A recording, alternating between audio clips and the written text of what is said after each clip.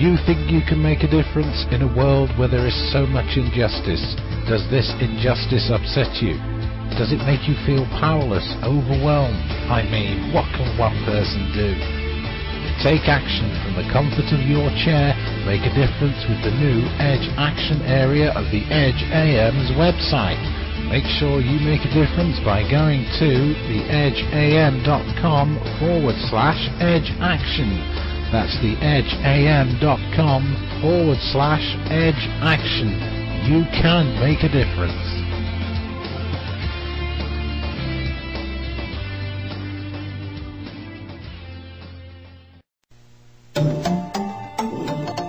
Fact or fiction? Discovering the truth together here on the Edge Radio broadcast.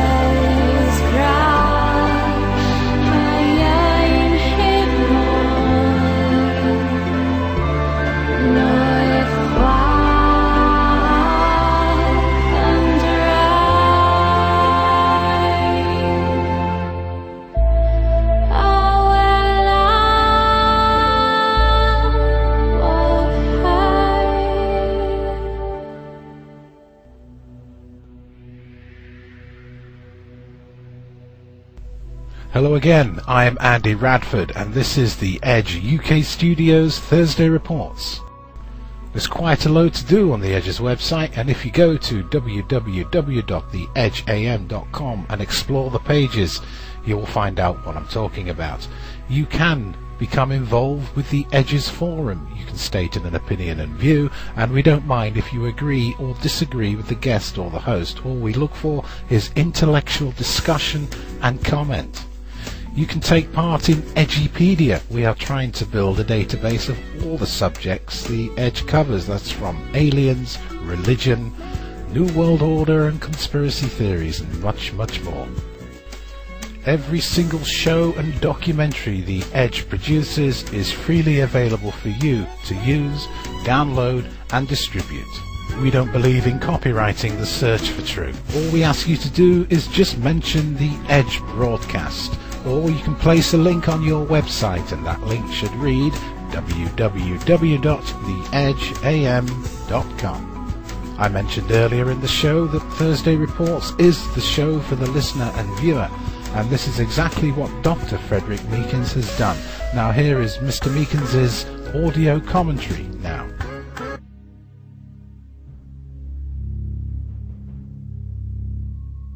This is Frederick Meekins with the American Worldview Alert, charged with relaying the truth of God as revealed through Holy Scripture and rationally applied to more contemporary specific situations through theology. Ministers face the unique challenge of uplifting those aspects of culture and society that are in accord with what the Lord intended for mankind, while admonishing or criticizing those aspects of human institutions and individual behavior that fall short.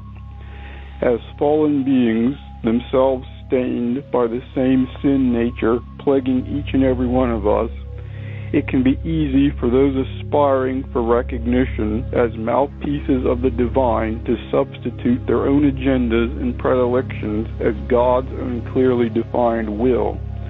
That is why it is the imperative for believers making up these respective congregations, whether they be sitting in a traditional pew, listening over the airwaves, or even reading a book, to do their duty not only as Bereans, but also as the sons of Issachar by examining the ideas espoused, the implications of these ideas upon the future, in the underlying worldview of the individual expositing them. Sometimes our closeness to an individual prevents us from seeing an individual as they truly are. Usually, this causes us to gloss over the faults of our loved ones, to remember them in a light probably a bit better than they really were, as love covers over a multitude of sins. However, the very opposite can also take place if something causes a relationship to become strained, and if we are not careful, the minor faults we all struggle with can cause us to look back upon those we were once fond of in an almost criminal light. This may be the perceptual trap Frank Schaeffer, son of the late apologist Francis Schaeffer, has fallen into when he claims his own father was worse than Barack Obama's pastor, Jeremiah Wright, according to a March 21st, 2008 WorldNet Daily article titled Francis Schaeffer's Son, Dad Worse Than Obama's Pastor. When such a claim is made, those valuing discernment must examine the statements made by the disputed clergy in question and dig deeper into the underlying worldview of each. It is only by doing so that the concerned Christian can determine whether or not the rhetoric under examination falls outside the pale of acceptable orthodoxy. Most of the Schaeffer lad's allegations center around the charge that his father was at least as anti-American as Jeremiah Wright, and that conservative Christians should be criticized for condemning one of these thinkers while embracing the other largely as one of the primary philosophical supports for the cultural engagement of the evangelical right.